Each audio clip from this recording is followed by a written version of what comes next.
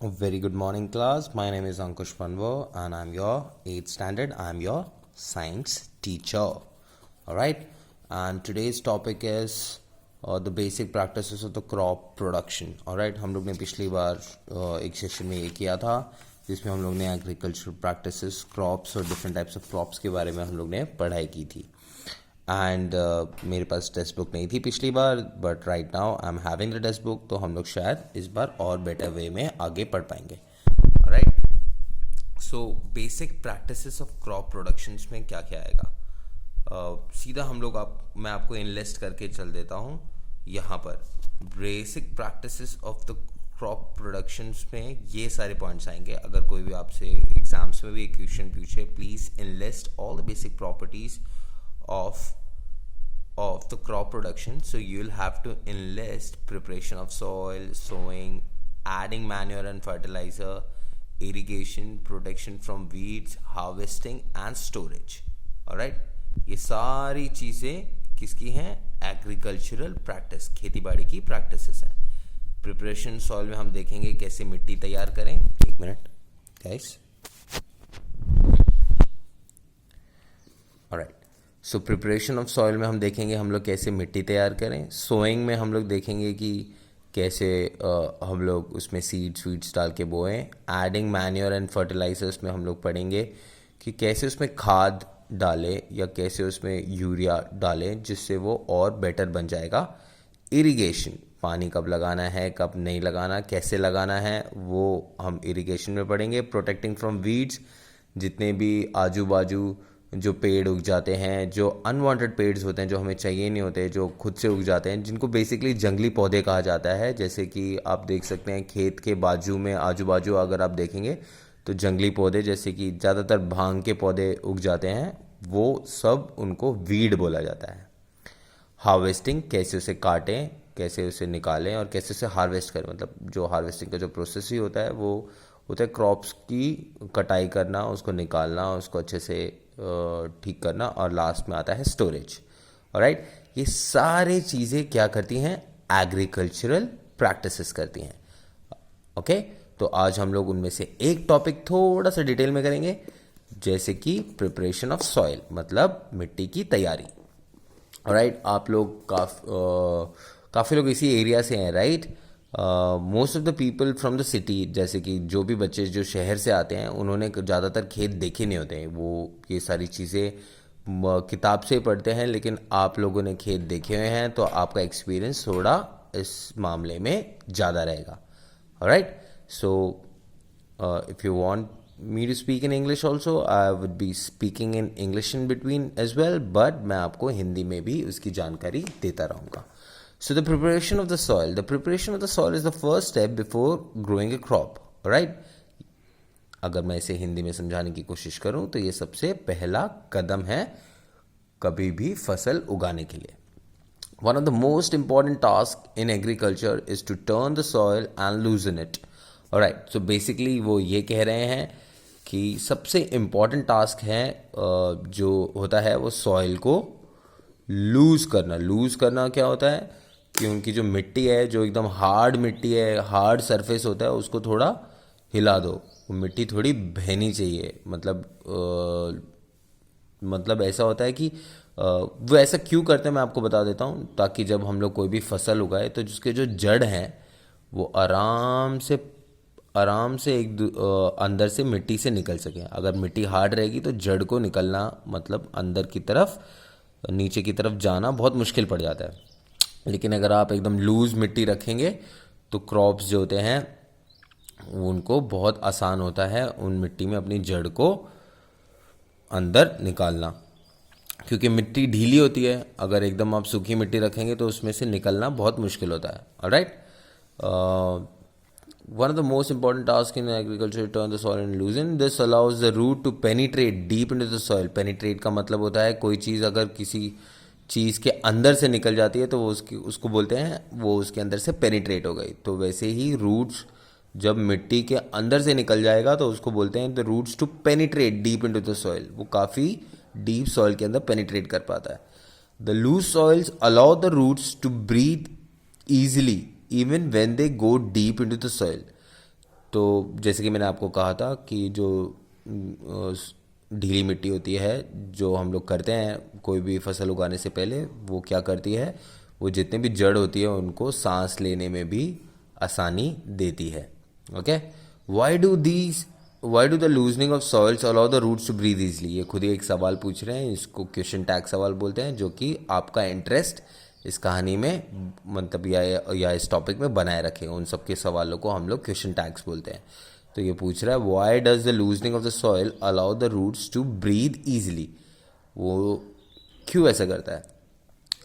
The loosened soils helps in the growth of earthworms and microbes present in the soil. These organisms are friend of the farmer since they further turn and loosen the soil and add humus to it. But why the soil needs to be turned and loosened? All right. तो वो क्या कह रहा है कि वो लूजन इसलिए करते हैं ताकि उस पर केचुए केचुए होते हैं, वो छोटे छोटे अर्थवॉर्म्स बोलते हैं उसे। ऑलराइट, ज़्यादातर आप बारिश पे देख पाएंगे, मिट्टी में आते हैं, ताकि उसमें वो केचुए आ सके। ऑलराइट, या दूसरे माइक्रोब्स होते हैं, माइक्रो ऑर्गेनिजम्स। ऑलराइट, वो आप नेक्स्ट चैप्टर में पढ़ेंगे उसके बारे में थोड़ा और डिटेल में। तो दूसरे माइक्रोब्स आ जाएं, जो कि उनका काम क्या होता है करना, दूसरे माइक्रोब्स, और वो सब आके वो लोग काफ़ी फ्रेंडली होते हैं टू द क्रॉप्स, और वो क्रॉप्स को न्यूट्रिएंट्स प्रोवाइड करते हैं और ह्यूमस प्रोवाइड करते हैं। अगर आप ह्यूमस देखेंगे, humus is very useful. Humus ये पदार्थ होते हैं जो ये लोग छोड़ते हैं, अर्थवर्म और माइक्रोब्स जो अपना डाइजेस्टिव वेस्ट छोड़ते हैं, वो पदार्थ छोड़ते हैं अपने अंदर से, वो एक न्यूट्रिएंट्स की तरह से काम आता है, जो कि सॉइल से पौधे उठाते हैं ऊपर, और वो सॉइल से पौधे उठाते हैं ऊपर, और वो उनकी ग्रोथ में और अच्छी फसल के लिए काम आता है। ओके, और आखिर में इन्होंने वापस से पूछा but why the soil needs to be turned and loosen, मतलब लेकिन सॉइल को मतलब मिट्टी को ढीला क्यों बनाया जाए। You have learned in the previous classes the soil contains minerals, waters, airs and some living organism. आपने पढ़ा है पिछली क्लास में कि मिट्टी के अंदर मिनरल्स होता है, वाटर होता है, हवा होती है, और कुछ लिविंग ऑर्गेनिजम्स भी होते हैं। In addition dead plants and animals get decompose by the soil organisms. आपको ये भी पता होगा कि कोई भी चीज़ मर जाती है तो उसको सॉइल डिकम्पोज कर देता है, मतलब उसके जो एनिमल्स होते हैं, जो छोटे छोटे माइक्रोब्स या अर्थवॉर्म्स होते हैं, वो उसको खा खा के उसको पूरा गला देते हैं, डिकम्पोज कर देते हैं। ठीक है, in this way various nutrients in the dead organisms are released, और इस तरीके से काफ़ी न्यूट्रिएंट्स जो होती है डेड एनिमल में, मतलब मरे हुए जीव में जो भी न्यूट्रिएंट्स होती हैं वो रिलीज हो जाती हैं।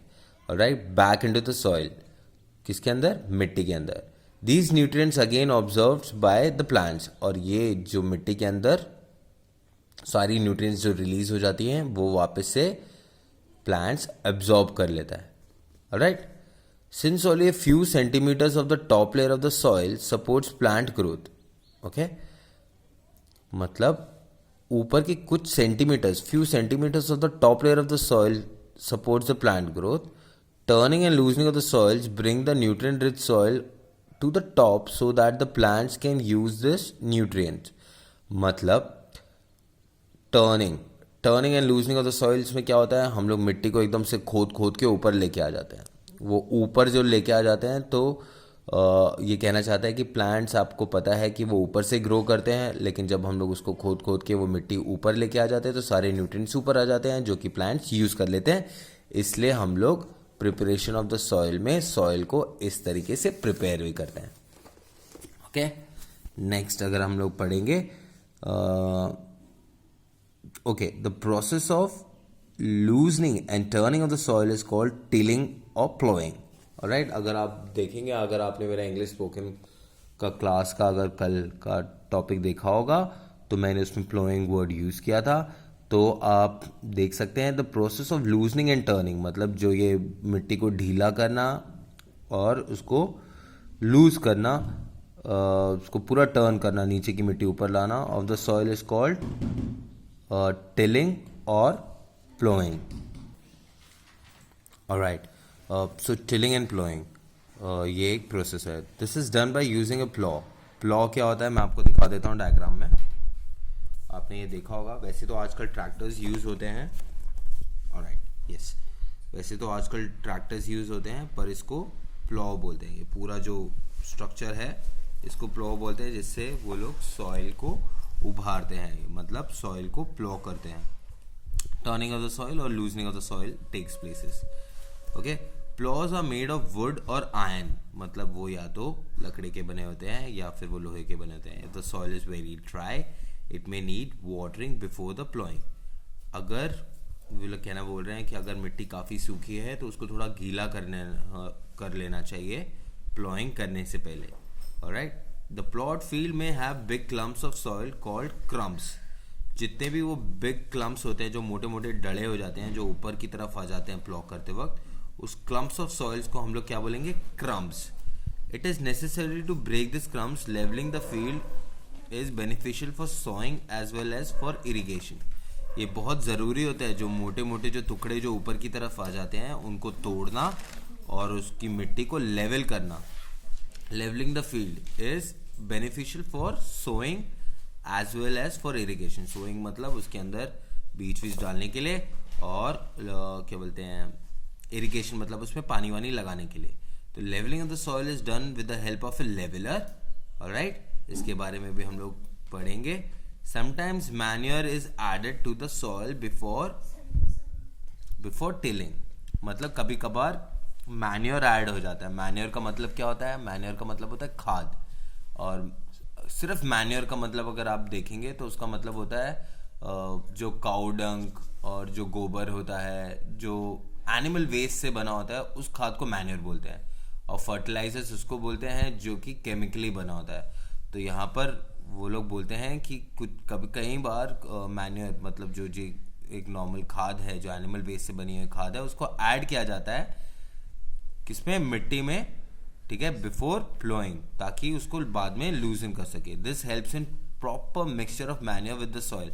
ये काफ़ी अच्छा मिक्सचर बना देता है मैन्योर का सॉइल के अंदर. And the soil is moisten before sowing. और सोइंग से पहले सॉइल थोड़ी मॉइस्ट हो जाती है. Alright, with this we end our topic today, and we would be doing the next topic, that is the agriculture implements. जैसे हम लोग प्लॉ का यूज़ करेंगे, हो का यूज़ करेंगे, we would be studying that in the next topic. Alright guys, with this I would like to request you, always cover your mouth while coughing and sneezing, and please wash your hands before eating and before meeting anyone, or if you are coming from outside also please do wash your hands. And please please stay away from people and from crowd, and keep a social distancing, and please have a happy day ahead. Alright, with this we end our topic today. Thank you so much.